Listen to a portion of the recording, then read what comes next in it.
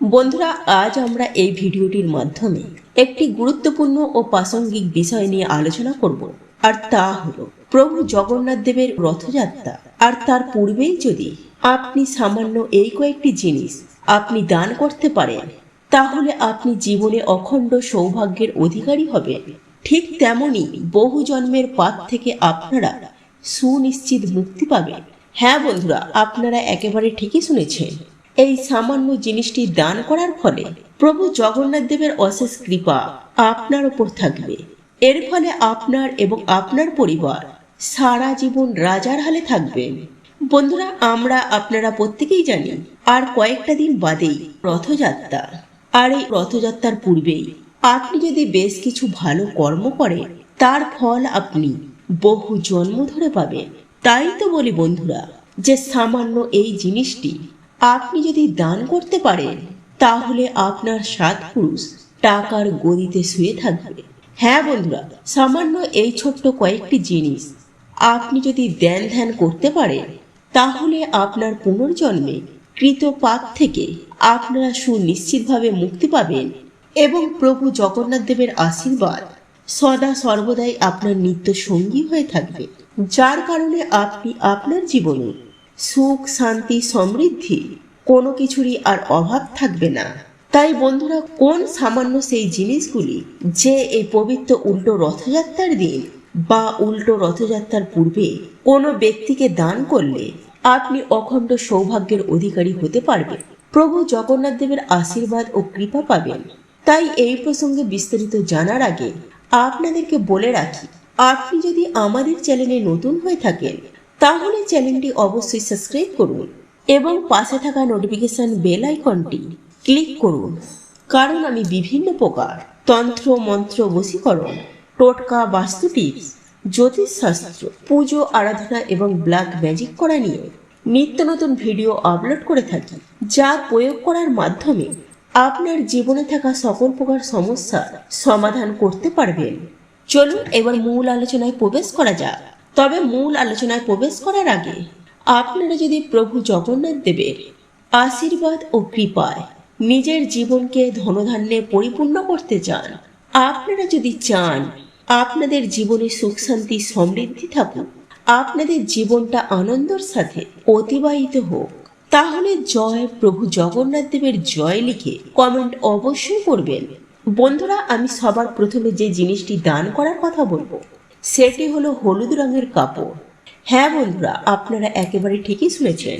বন্ধুরা, প্রভু জগন্নাথ দেবের অতি প্রিয় রং হলো এই হলুদ রং। তাই বন্ধুরা, এই রথযাত্রার দিন কোনো ভক্ত যদি কোনো গরিব, দুঃখী, অসহায় ব্যক্তিকে এই হলুদ বস্ত্র দান করতে পারেন, তাহলে তিনি মহাপুণ্যের অধিকারী হবেন। তাই আপনার পক্ষে যদি সম্ভব হয়, 5টা ছোট্ট বাচ্চা শিশুকে তাদের পছন্দ মতো হলুদ রঙের বস্ত্র দান করুন। এর ফলে একদিকে যেমন শিশুরা অত্যন্ত খুশি হবে, ঠিক তেমনি প্রভু জগন্নাথ দেবের আশীর্বাদ আপনি অর্জন করতে পারবেন। আর আপনার এই দানের মধ্য দিয়ে বহু জন্মের পাপ থেকেও মুক্তি লাভ করতে পারবেন। বন্ধুরা, এরপর দ্বিতীয় যে জিনিসটি দান করার কথা বলবো, সেটি হলো ঝাড়ু বা ঝাঁটা। হ্যাঁ বন্ধুরা, আপনি হয়তো শুনে অবাক হচ্ছেন, কিন্তু আপনারা হয়তো অনেকেই জানেন না যে একটি ঝাড়ু বা একটি ঝাঁটা খুব সহজেই আপনার দারিদ্রতাকে কাটিয়ে আপনাকে কোটিপতি বানিয়ে তুলতে পারে।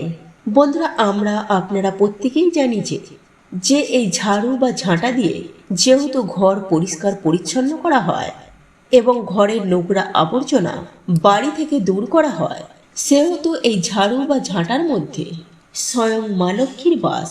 তাই আপনি যদি আর্থিক দিক থেকে সচ্ছলতা পেতে চান, সমৃদ্ধি পেতে চান, হ্যাঁ বন্ধুরা, আপনারা যদি চান জীবনে প্রচুর পরিমাণে অর্থ সঞ্চয় করে রাখতে, তাহলে অতি অবশ্যই আগামী শনিবার উল্টো রথযাত্রার দিন বা রথযাত্রার পূর্বে কোনো অসহায়, গরিব, দুঃখী, দুস্থ ব্যক্তিকে বা কোনো ঝাড়ুদারকে একটি ঝাঁটা দান করুন।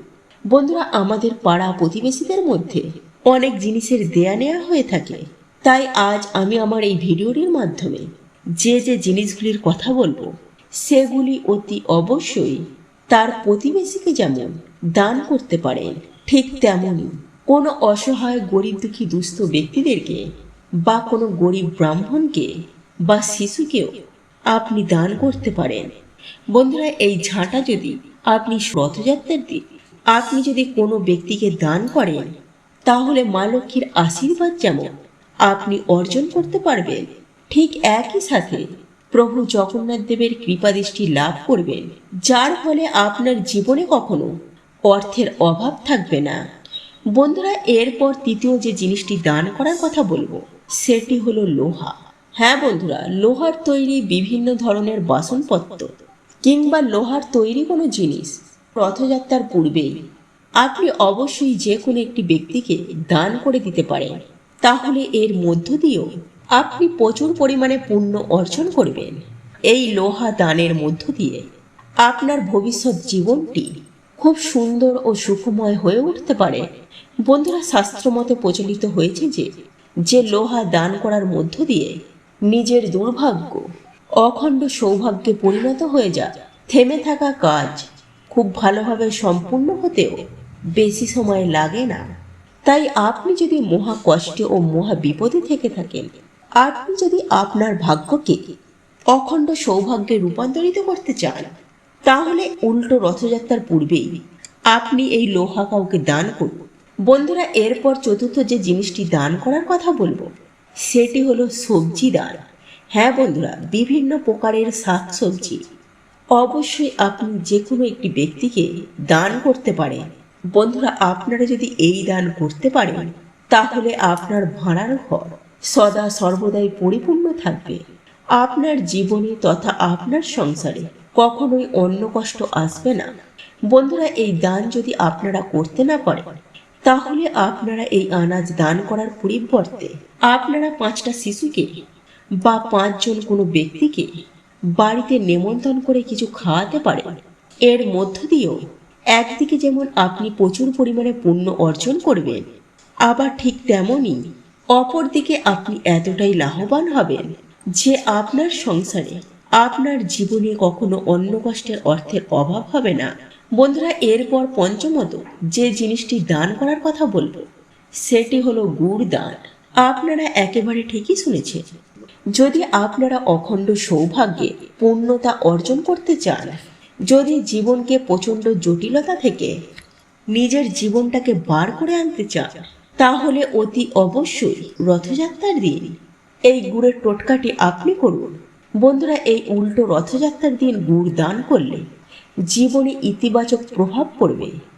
এমনকি গুড় দান করলে আত্মবিশ্বাস বৃদ্ধি হয়, আর্থিক সংকট থেকে শুরু করে পারিবারিক অশান্তি এবং বিভিন্ন রকমের দুশ্চিন্তা থেকে সুনিশ্চিতভাবে মুক্তি লাভ করা সম্ভব কেবলমাত্র সামান্য এই গুড় দানের মধ্য দিয়ে। একই সাথে কর্মক্ষেত্রে নানান সমস্যার সমাধান হয়ে যায়। বন্ধুরা, দান করা অত্যন্ত পুণ্যতম একটি কাজ। এই দান ধ্যানের মধ্য দিয়ে আপনি একদিকে যেমন প্রচুর পরিমাণে পুণ্য অর্জন করা সম্ভব, ঠিক অন্যদিকে বিভিন্ন দেবদেবীর কৃপাদৃষ্টি সুনিশ্চিতভাবে অর্জন করা যায়। বন্ধুরা, এই দান করার জন্য কখনো নির্দিষ্ট দিন হয় না। আপনি যে কোনো দিন আপনি আপনার সাধ্য ও সামর্থ্য মতো যে কোনো ব্যক্তিকে যে কোনো সময়ে দান করতে পারেন। কিন্তু এই যে রথযাত্রা থেকে উল্টো রথযাত্রা, এই মধ্যবর্তী সময়টার মধ্যে আপনি যদি আমার বলা এই জিনিসগুলির মধ্যে যে কোনো একটি জিনিসও আপনি যদি কাউকে দান করতে পারেন, তাহলে আপনি অতি অবশ্যই এর সুফল আপনি নিজের চোখে দেখতে পাবেন। তো এই ছিল আমাদের আজকের ভিডিওটি কেমন লাগলো তা কমেন্ট করে অবশ্যই নিজের মতামত জানাবেন। ভালো লেগে থাকলে অবশ্যই একটি লাইক করবেন। কমেন্টে ভক্তি, ভালোবাসা ও শ্রদ্ধার সহিত জয় মা লক্ষ্মী দেবীর জয় বা জয় শ্রীকৃষ্ণ রাধে রাধে একটি বারের জন্য হলেও লিখে যাবার জন্য অনুরোধ জানাচ্ছি। আর আপনি যদি আমাদের চ্যানেলে নতুন দর্শক হয়ে থাকেন, তো বিশেষভাবে অনুরোধ করব চ্যানেলটি অবশ্যই সাবস্ক্রাইব করে পাশে থাকা নোটিফিকেশন বেল আইকনটি অন করে রাখবেন। তাহলে সকলে সুস্থ থাকুন, ভালো থাকুন পরম করুণাময় ঈশ্বরের অশেষ কৃপায়। তো আবারও কথা হবে আপনাদের সাথে নতুন কোনো ভিডিওর বিষয় নিয়ে।